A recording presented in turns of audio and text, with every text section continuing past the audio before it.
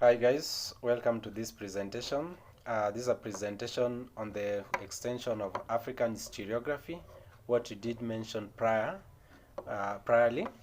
So this is about the decline of liberal and nationalistic version of African history in the late 1960s and 1970s. So let me just quickly give a recap of what we did mention on the African historiography.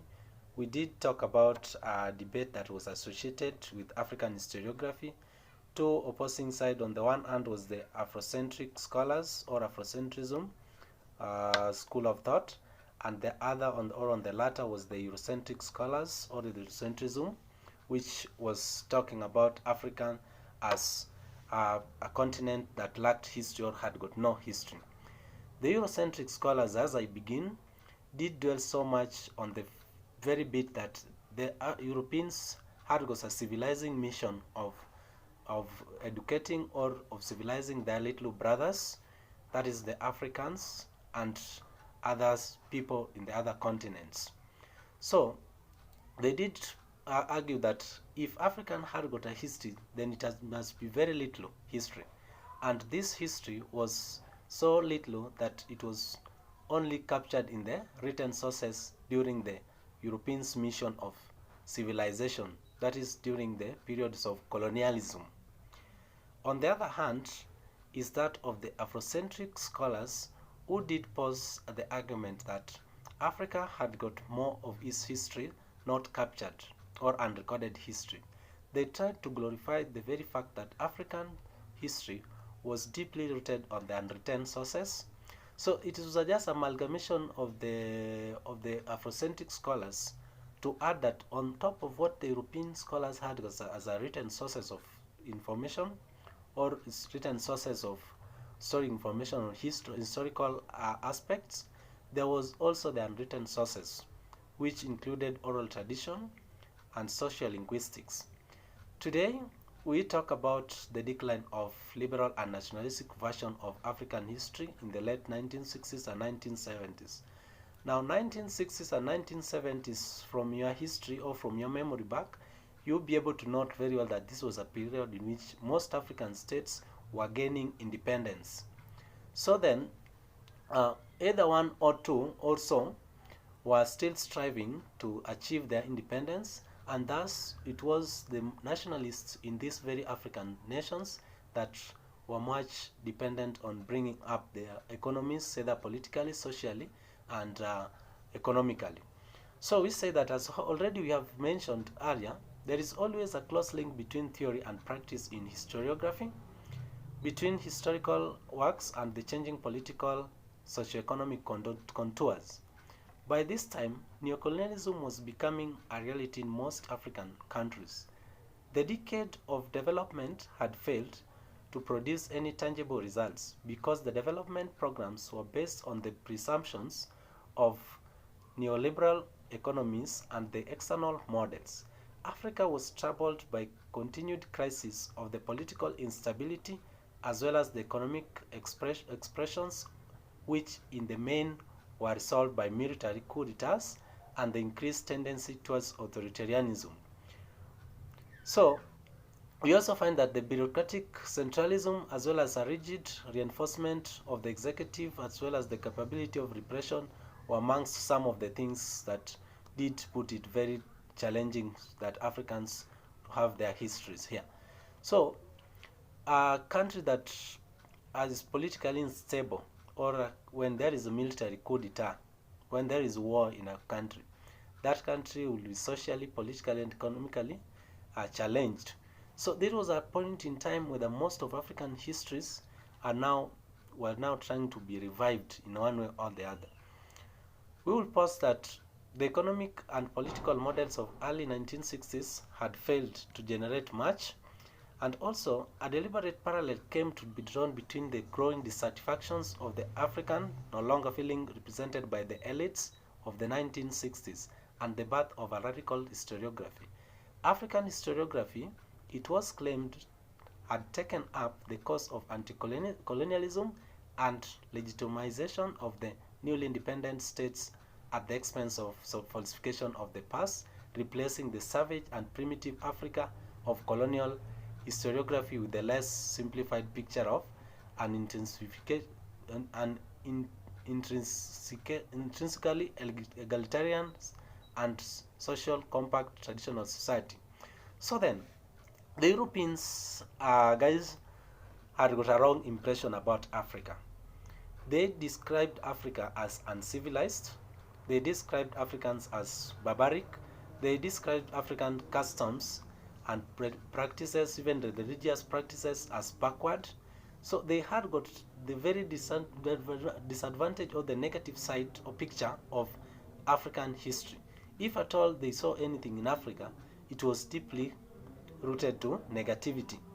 So then, this was what African elites failed to represent. So the Africans themselves, some of which tried to revive this history, the lost glory, tried to display that Africa had got a rich history, and that history which stretched not only during the European civilization mission, as I quote, but it did extend way much back beyond the mere 19th century, when Africa had got rich cultures, remember the kingdoms, and the way or manner of which it used to bring up her people, for that matter. So we continue and say that as for the colonial period, it made nationalism so determining that the imperial framework in which the heroic nationalistic acted was lost, and consequently the limits of independence were not recognized. There was a growing irrelevance of its problematic and the need for new paradigms. So guys, two paradigms did exist or did come by to put a lot of answers, or to give an answers to the very changing alternatives. So one of the paradigms on the one hand was known as the underdevelopment or the dependency approach. The other one was the Marxist approach. So first things first, we begin by tackling the underdevelopment or the dependence approach, which was imported from Latin America and which was quickly accepted by many scholars as a persuasive reply to the question of development and tradition. One scholar by the name Walter Rooney's, who wrote about how Europe underdeveloped Africa, is a classical statement of this theory. The dependence theory also generated a protracted debate on the nature of post-colonial state and its external and as well as internal limits.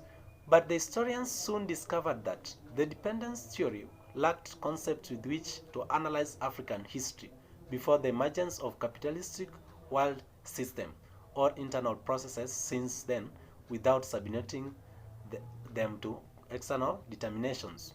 So this one approach about the dependence theory or underdevelopment theory was soon discredited by Africans, that it lacked several persuasive notions, since it was much only rooted to some concept trying to analyze African towards the rooting into the emergence of capitalistic world system.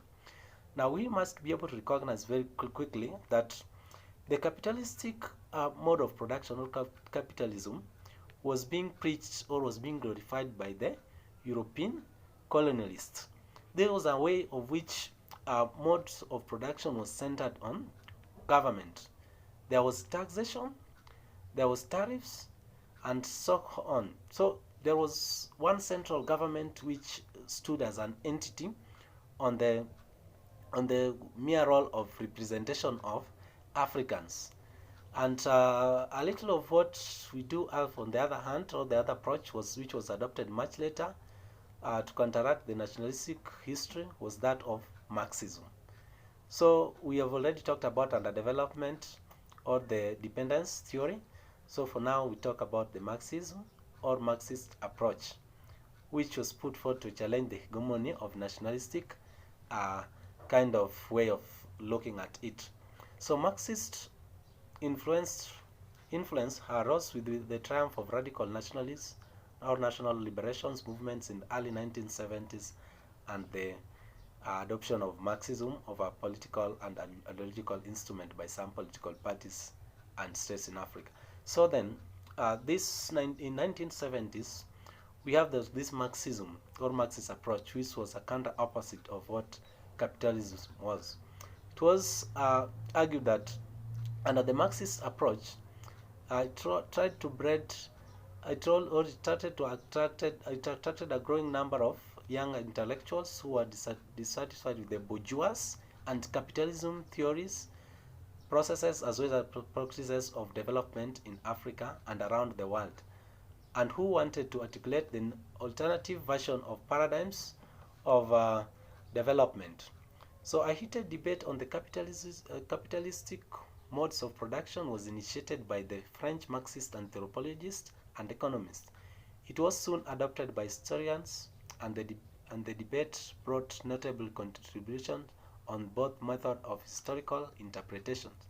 In particular, it stimulated a critical rereading of Marxist analytical categories on a lesser ethnocentric basis, so that European derived laws of development and no longer arbitrarily imposed on phenomena which require to be understood on the specificity. So in short, guys, we find that the Marxism gradually came to be seen as a method rather than a providing all-purpose explanatory scheme. And in as far as African history is concerned, peoples and societies that were denied a history in the day of structural functionalism, and which were subjected or were subject of ethnographic as well as anthropological study alone, such as Evans Pritchard's Timeless Noir, have had history given back to them by the Marxist anthropologists and economists. Also, the debates initiated by Marxist scholars have stimulated a critical version of many themes previously covered in African historiography. Now, for instance, nationalist writing of the anti-colonial resistance have been enriched by analysis of the formation of class in resistance movements. So there is this class struggle in attempt to revive the nationalistic movements put forward by Karl Marx. So that's the debate that we are talking about in this particular case. So the debate on the state and the transition was rekindled by a consideration of liberal struggle or liberation struggles, in which form and objectives led to a wide discussion entered on the meaning of political weight and what was termed by the second independence of Africa. So guys, the Marxist approach was trying to put forth to discredit the capitalistic mode or the capitalistic approach, of which was much more relying or was much more glorifying the bourgeois as a people of which would take considerable production means on the at the expense of the people. So by the beginning of the 1980s, the study of African history had attained a high level of sophistication, as reflected in the growing complexity of the epistemological as well as methodological debates and standards. Its highest point was the publication of the 8-volume UNESCO General History of Africa, described by a viewer in the magazine West Africa as one of the most ambitious academic projects to be undertaken in the century. Thus, its introduction as an academic discipline in universities, on African universities, to study history. So, generally, what we have talked about in this particular instance about the decline of liberal and nationalistic version of African history in the late 1960s and 1970s is the two approaches that was leveled to produce more tangible perspectives, and that was one approach was that of the dependence theory or dependence approach, and that of the Marxism approach. Guys, I hope you enjoyed. Let us look at another tangible bit of it. Till next time, kindly subscribe and kindly like the video for more videos. For now, goodbye.